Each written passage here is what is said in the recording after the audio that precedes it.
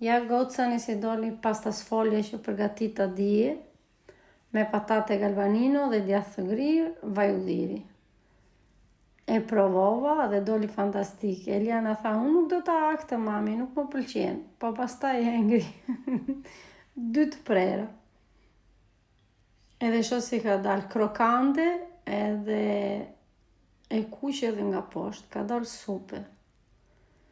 Kush ka qef, le ta provoj dhe mund ta bëni, nëse s'keni galbanino nuk ka rëndësi, mund të hidhni dhe djathë tjetër, çfarë do lloj djathi që ju të keni në shtëpi. Tu kam ngrirë patate, një nga ato të embla dhe një patate normale, e kam prerë kështu në feta të holla, siç e shikoni, duhet të jenë të holla ato fetat e patateve. Dhe ja ku është pasta sfoglia siç thash. E kam hapur. Kësa radhe e mora të rumullak, se më vinë mirë të këto tepsit, se ajo katrorja në për tepsi katrore nuk, kurse këtu ka abastanca vend që ti mund të, e kam shpuar me pirua të gjithë, edhe i kam shtuar djathin e grirë. Djath të grirë në fund do të hithni goxha.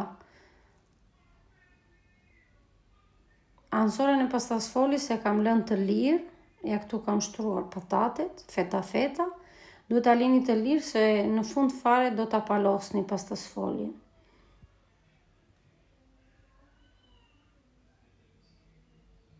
Nuk i kam hedhur as vezë as një gjë, kam bërë shumë të thjeshtë dhe doli shumë e mira.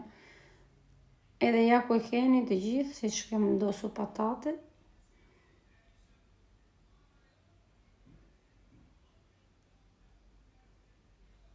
I vendosni në këtë mënyrë dhe dalin perfekt. Edhe ja si doli. Yll me nene, yll kur i themi neve. I kam shtuar dhe pak vaj ulliri.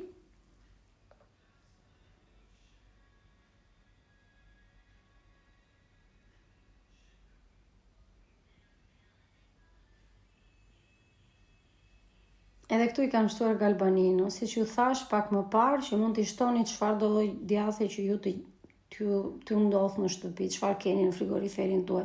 Nuk është nevojë që të merrni me se s'bën galbanino, mund t'i shtoni mozzarella, i kam vënë dhe pak vaj ulliri gjithë pjesës rreth e përqark, ja si e kam palosur pasta sfoglien. Edhe tani e fusim në furrë, shiko si doli. Megjithmenë doli shumë e mira.